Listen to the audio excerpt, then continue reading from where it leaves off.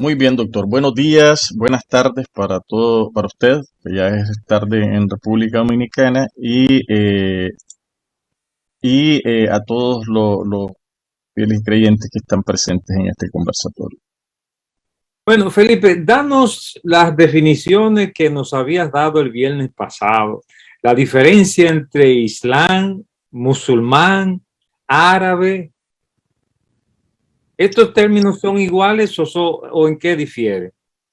Bueno, en el mundo occidental hemos o utilizamos de forma indistinta algunos términos, algunas definiciones que no significan lo mismo y que es bueno que nosotros las tengamos presentes. La primera es qué es ser árabe, porque dicen, bueno, todos los árabes son musulmanes. No, no todos los árabes son musulmanes, ni todos los árabes son islamistas, ni todos los musulmanes como tal son islamistas.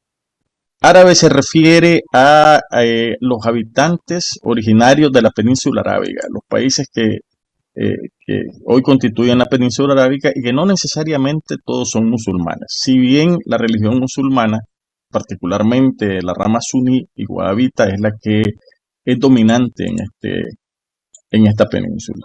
De ahí en Europa se emplea mucho la palabra moro, ¿verdad?, para definir a todas aquellas personas que vienen del Medio Oriente.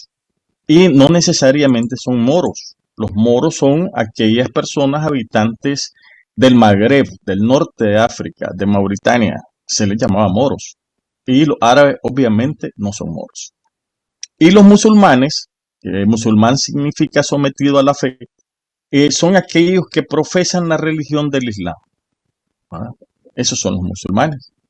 Y hay una rama de los musulmanes que son los islamistas. ¿Quiénes son los islamistas? Son aquellos que tienen una visión extremista de la aplicación de las tres grandes fuentes de la religión musulmana. ¿Y cuáles son esas tres grandes fuentes? Tenemos el Corán, que es el libro sagrado de los musulmanes. Después tenemos la Suna, que es como las enseñanzas de la vida del profeta en la tierra, el profeta Mahoma. Y después tenemos la Sharia, que la Sharia es un ejercicio que se hizo. La Sharia significa el camino para ser un buen musulmán. Y en la Sharia están establecidas una serie de normas para ser un buen musulmán. ¿Quién escribe la Sharia? La Sharia la escriben ayudantes del profeta Mahoma, que sería como el equivalente a los apóstoles.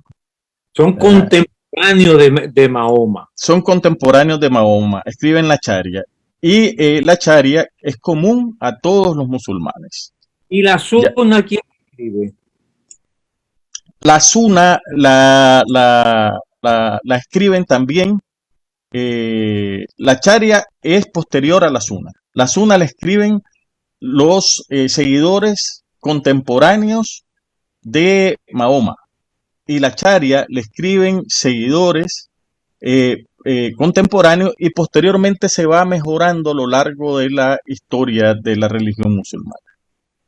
Ok, ahora vamos a precisar lo que estás diciendo. Tú estás diciendo que hay unas definiciones que son más bien geográficas. Cuando hablamos de árabes, hablamos de moro.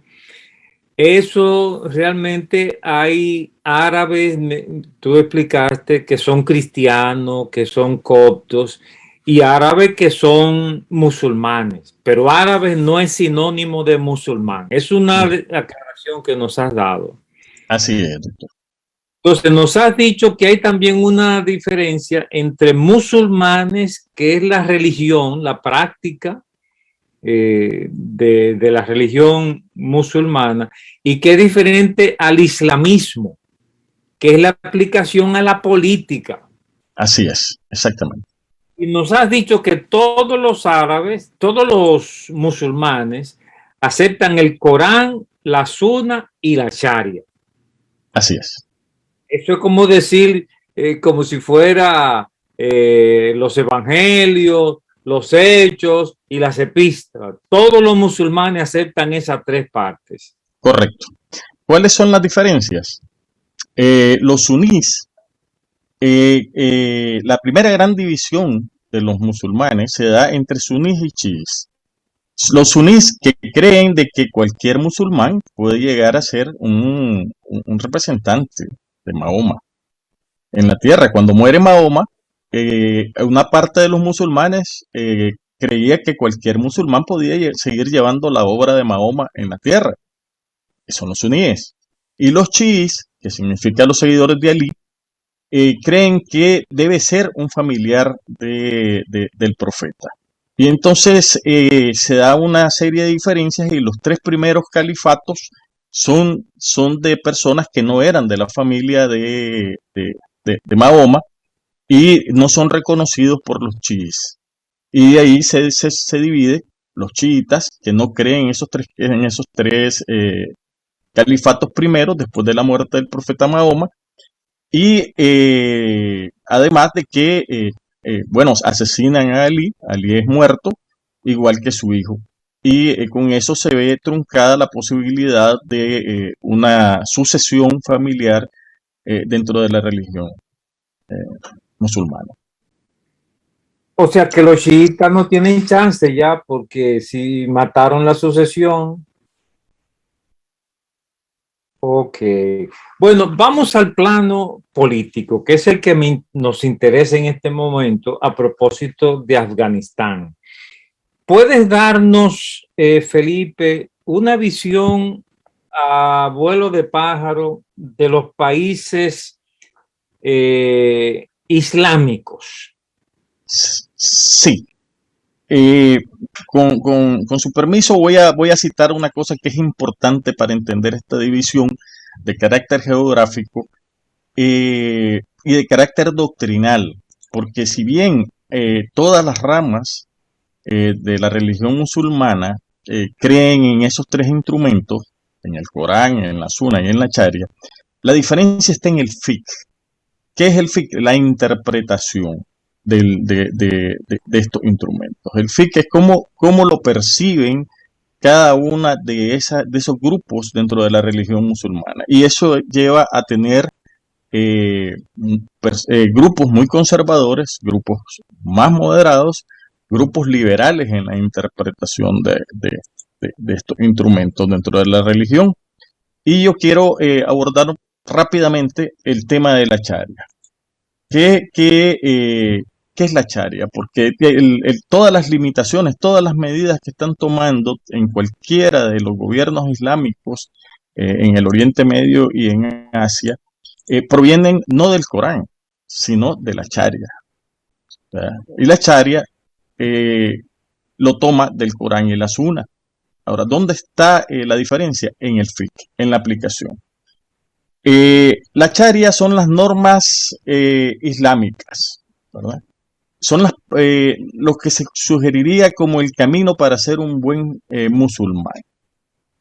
Y esta contempla comportamientos, ¿verdad? Y ofensas. ¿Qué son los comportamientos? Bueno, los comportamientos son lo que se espera que un buen musulmán haga en su vida cotidiana. Y estos comportamientos se dividen en obligatorios, recomendados, permitidos y desaconsejados. ¿Cuáles son los? Voy a poner un ejemplo. Dice, los obligatorios son rezar 5 veces al día. El buen musulmán debe rezar 5 veces al día. Lo ideal es que se haga con la cabeza orientada a la Meca. Las dos grandes ciudades sagradas de la religión musulmana son la Meca y Medina, dos ubicadas en Arabia Saudita. Entonces, porque ahí vivió el profeta. Entonces, hay que rezar 5 veces al día, eso es obligatorio para un musulmán. Después están los recomendados. ¿Qué es lo recomendado? Lo que no es obligatorio, pero que se espera que sea agradable a la luz de Alá. Que Alá en árabe significa Dios. O sea, si nosotros habláramos árabe, nuestra forma de afirmar nuestra fe en Dios sería una fe en Alá. Es bueno citar eso porque Alá no es más que Dios. Es Dios. Están los recomendados, que es rezar más veces al día. Si usted reza más veces al día, es recomendado por la Sharia. Después están los permitidos, que son todos aquellos comportamientos que no están prohibidos, ¿verdad? Y que usted puede hacer de forma libre en su vida cotidiana. Y por último están los desaconsejados, ¿verdad? Los que usted se espera que no haga siendo un buen musulmán, que es divorciarse, por ejemplo, ¿verdad?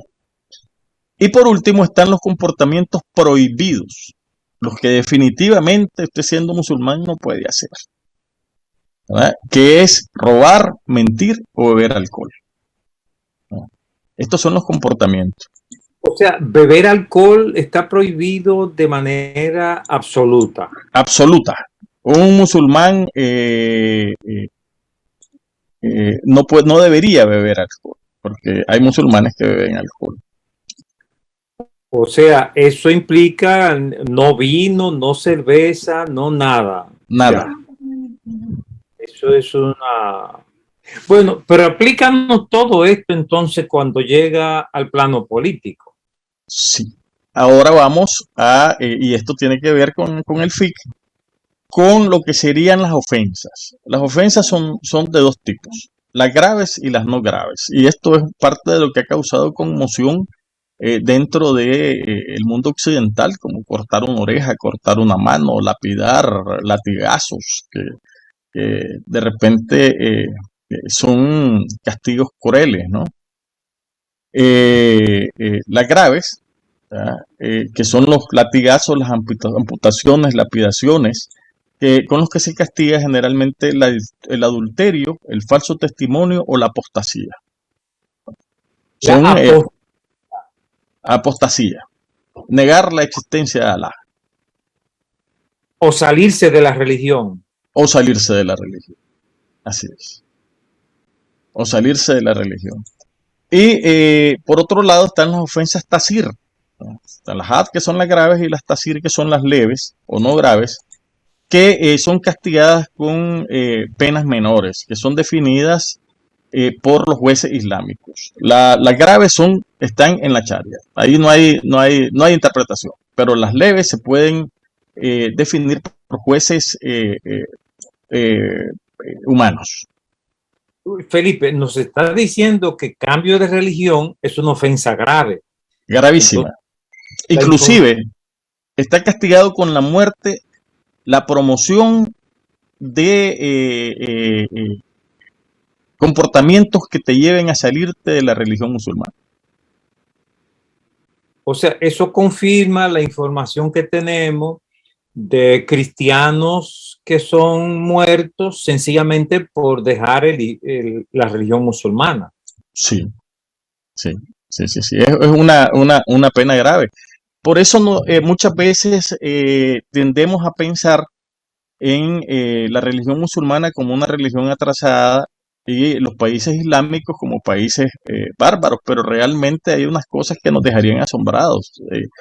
De los países árabes hemos heredado no solamente las matemáticas, sino avances en astronomía y en temas tan complejos como los derechos de las mujeres. En República Dominicana, ya que nuestro público es eminentemente dominicano, se aprobó el voto femenino, el derecho de la mujer a votar en las elecciones se aprobó en 1932 mediante la ley 8.927 y fue ejercido hasta el año 1938, el voto femenino en República Dominicana. O sea, estamos hablando de inicios del siglo XX, del siglo pasado. O sea, no es un derecho que tiene muchísimo de existir, ¿verdad? Sin embargo, en el caso de Afganistán, por citar un ejemplo de un estado tradicionalmente islámico, el voto de la mujer fue aprobado en 1920. ¿Verdad? Y desde 1960, en la constitución afgana, había establecido los derechos de las mujeres, muchos de ellos muy al estilo occidental. Y quiero citar algunas estadísticas del Departamento de Estado para esos años de los Estados Unidos, donde se mencionaba que a comienzos de la década final del siglo XX, de los años 2000, el 70% de las maestras en Kabul eran mujeres. La mitad de los funcionarios gubernamentales y estudiantes universitarios y el 40% de los doctores eran mujeres. O sea, explícanos eso en relación con otras prácticas del Islam. O sea, eso es aplicación de cuál tendencia del Islam. correcto. De la aplicación de una versión más inclusiva del Islam, de la Sharia. Es que si usted mira, la Sharia no cambia, la Sharia es la misma. Lo que cambia es el fiqh, la interpretación que ese cambio se da en 1996 con la llegada de los talibán al poder. Y sobre eso yo quiero hacer una referencia, porque nosotros hemos oído hablar en los medios de comunicación de una serie de definiciones que además los usamos de forma indistinta, ¿no? Nosotros hablamos de los mujahidines, ¿verdad? Hablamos de Al-Qaeda, hablamos de los talibanes y hablamos de ISIS o Daesh y lo vemos como una masa homogénea y no lo son. Por eso es que muchas veces cuando se dice que el gobierno de Biden había hablado con los talibanes, hubo muchas personas que dijeron, bueno, ¿cómo es posible que estén hablando con los mujahidines? O cuando se menciona, o con los de ISIS. O se menciona de que Ronald Reagan apoyó a los mujahidines y después se tuvo que hacer la guerra contra los talibanes. Y entonces hay muchas personas que dicen, bueno, ¿cómo es posible que estos señores lo hicieron los Estados Unidos, los apoyaron los Estados Unidos? Y realmente no es así. Son grupos totalmente diferentes. Porque todos estos grupos que estás mencionando, Felipe, son Sí. grupos radicales. Voy a hacer una referencia rápido porque yo quería abordar dentro del tiempo, se nos corre un poco, pero la diferencia entre el califato, los emiratos, los sultanatos, ¿verdad? ¿Quiénes son los mujahidines? En el caso de Afganistán, que es el tema que nos convocó a esta serie de encuentros, los mujahidines eran anteriormente unos bandidos. Surgen en el gobierno de Mohamed Daoud Khan, se le llamaba los Duhanbek. Eran una serie de gente que por el extenso del territorio afgano se dedicaban a asaltar las caravanas de comerciantes y de gente que se movía en los territorios. Y el término dushmanés significaba bandidos o enemigos, ¿verdad? Que al momento de la invasión soviética para Afganistán, pues hicieron resistencia a la invasión soviética y fueron apoyados por el gobierno de Ronald Reagan. Esos son los mujahidines. Esos son los mujahidines. Hay una frase en Afganistán que es totalmente gráfica, dice, mujahidines criminales. Entonces, dígame. Los mujahidines en la actualidad son un grupo organizado y ¿qué connotación política tienen? Bueno, los mujahidines fueron creados y fortalecidos a partir de 1978 por el gobierno de los Estados Unidos. Okay.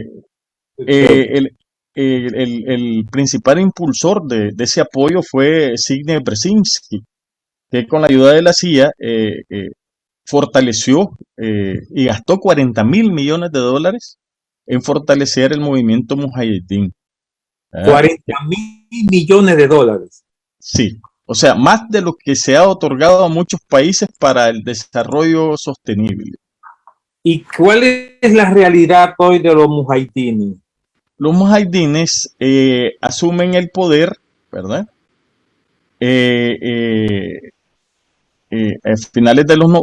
Al inicio de los 90, con la retirada de los soviéticos, que es el eufemismo que emplean las grandes potencias para justificar cuando las cosas se vuelven insostenibles. Soy fuerte todavía, no tengo la posibilidad de ganar la guerra, entonces hago una retirada, que es una derrota. Entonces, los mujahidines asumen el poder entre el 90 y el 96, pero con un gran desorden y enormes abusos a la población afgana.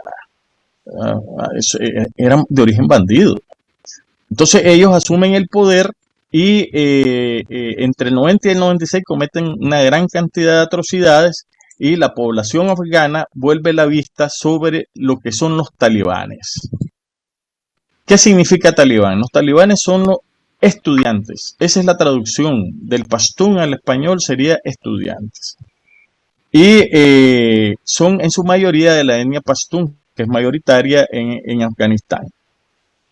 Los mujahidines, que fue, los talibanes, son los estudiantes del Corán de las madrasas o escuelas musulmanas en la frontera entre Afganistán y Pakistán.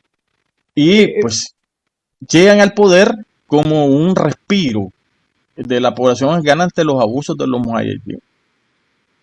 Pero mira, por razones de tiempo, diferencianos Talibán de Al Qaeda de ISIS. Correcto. Al Qaeda es un movimiento fundado por Osama Bin Laden para apoyar a los mujahidines en la guerra contra los soviéticos. Para citarle un ejemplo de los logros de Al Qaeda, ¿verdad? Al Qaeda logró, a ver, voy a buscarlo acá para darle el dato exacto, movilizó más de 85,000 mujahidines de diferentes países del Medio Oriente y África para combatir en Afganistán a los soviéticos. Y significó un apoyo sustantivo en la guerra contra los soviéticos en Afganistán. Es el grupo de Osama Bin Laden. Okay. ¿Quiénes son? ¿El ISIS?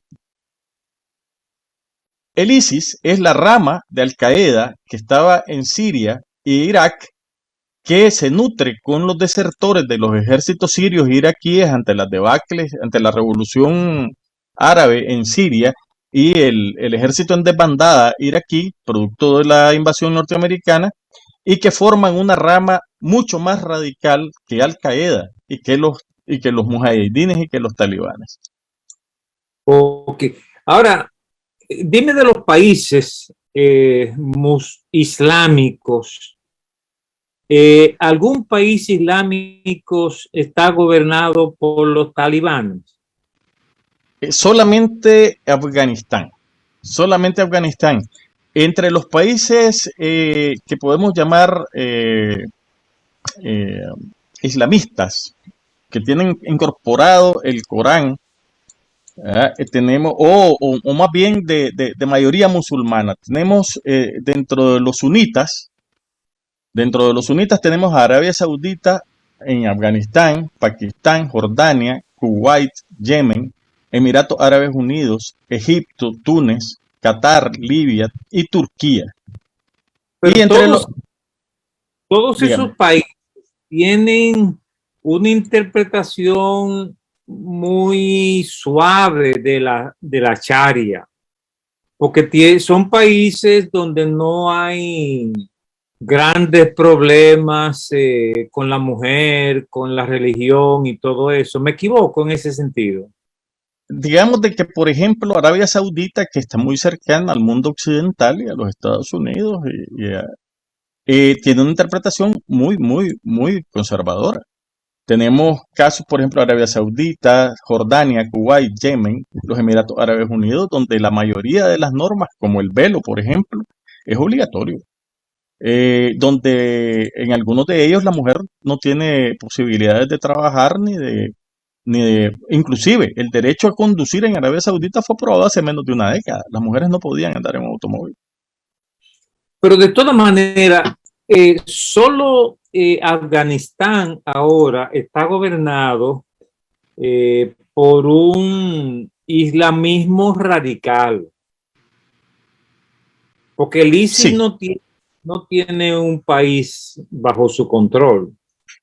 Tenía el equivalente prácticamente a toda Centroamérica y el Caribe bajo control. Todo el sur de Siria y el norte de Irak llegó a estar en su momento bajo bajo el control de ISIS, del califato.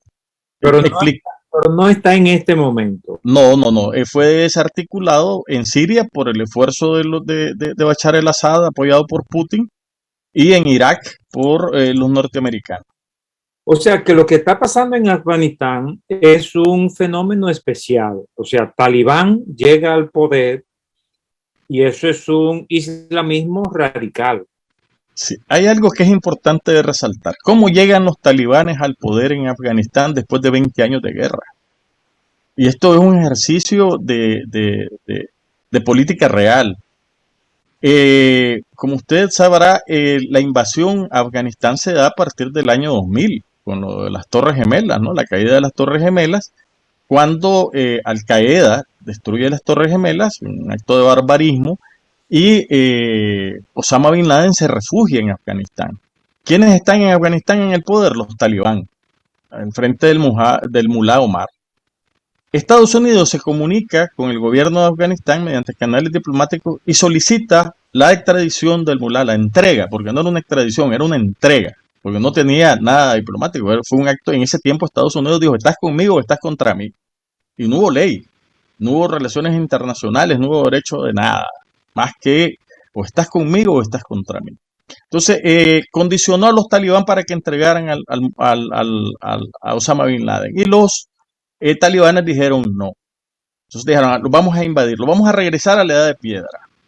Y en efecto, comenzaron la guerra, los bombardeos, la ocupación, y obviamente ganaron los Estados Unidos, como la historia lo comprobó posteriormente, y asume el poder. Logran matar a Osama Bin Laden muchos años después, que además no lo matan en Afganistán, sino que lo matan en Pakistán, en Abbottabad, y con eso se supone que se extingue el Al-Qaeda, pero Al-Qaeda sigue existiendo bajo otras denominaciones en el mundo, y por eso hay una gran discusión sobre si se consiguieron los objetivos en Afganistán. Hay muchas personas que dicen que no. Biden dijo, bueno, nosotros hemos conseguido nuestros objetivos en Afganistán porque logramos eliminar el peligro de un ataque terrorista sobre Estados Unidos. Hay muchas personas que dicen que esa es una afirmación que no se corresponde con la realidad. ¿Y bueno, cómo llega al poder? Que fue lo que yo estaba refiriendo. Estados Unidos, después de 20 años de guerra, donde han pasado 5 presidentes de los Estados Unidos, en la guerra más larga que ha tenido Estados Unidos, viene y bajo la presidencia de Trump, deciden, se les plantea una opción para lograr la paz. Sacan al máximo dirigente de los talibán, que estaba preso en Pakistán, y lo llevan a Doha. Y en Doha negocian con ellos sin la participación del gobierno afgano. Y las condiciones, las negociaciones son secretas, pero lo que se ha conocido públicamente es que esencialmente era no alojar movimientos terroristas, no permitir ataques a Estados Unidos, ¿verdad? Y con eso Estados Unidos se daba por satisfecho. Y los talibanes querían cesar la guerra, 20 años de guerra, una sangría terrible. Entonces llegan a un acuerdo. Y parte de los acuerdos es que el ejército afgano se repliegue a sus bases y no más ataques aéreos, etcétera. O sea, el hecho de que los talibanes, mucha gente dice, los talibanes tomaron el poder en 2 semanas. No, los talibanes comenzaron a tomar el poder un año antes, a partir de las negociaciones de Doha. O sea, esas negociaciones de Estados Unidos pasaron por alto al presidente de Afganistán. Sí. Sí. Esa es una negociación entre Estados Unidos y los talibanes. Inclusive el gobierno afgano manifestó su descontento ante esas negociaciones. Sin embargo, lo que Estados Unidos les dijo al gobierno afgano es, aquí la guerra la financiamos nosotros. Eso fue una traición de Estados Unidos hacia el gobierno de Afganistán. Bueno, Felipe, gracias. Vamos a tener en otra oportunidad que seguir completando el tema, pero nos ha dado información muy valiosa para diferenciar los términos y para entender lo que está pasando en el mundo musulmán. Yo entiendo y completamente punto para cerrar que la mayoría de los países con un gobierno islamista hoy día son países que no tienen esa radicalidad de los talibanes, que de alguna manera están interpretando la Sharia de una manera no tan violenta como lo hacen los talibanes. Es cierto, ¿verdad? En efecto, doctor, en efecto. Tenemos, obviamente, muchos de estos países que yo mencioné están incorporados al Concierto de las Naciones y están regidos por las normas que rigen ese Concierto de Naciones, la Carta de las Naciones Unidas sobre Derechos Humanos, etcétera, ¿no? Y han dado pasos sustantivos para que la implementación de sus gobiernos musulmanes pues respeten esos derechos. Tenemos naciones más, más, más abiertas, más es que yo no quiero usar la palabra progresista porque tiene que ver mucho con la religión y la cultura.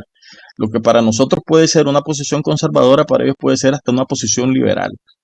Entonces, pero sí quiero mencionarte que, por ejemplo, en el caso de Jordania, de Kuwait, de Egipto, de Turquía, por ejemplo, o de la India, del Líbano, por ejemplo, que es un país de religión musulmana, pues la aplicación de la Sharia es una aplicación mucho más abierta, mucho más tolerante, mucho más inclusiva con respecto a las mujeres que en otros países, por ejemplo, en Afganistán.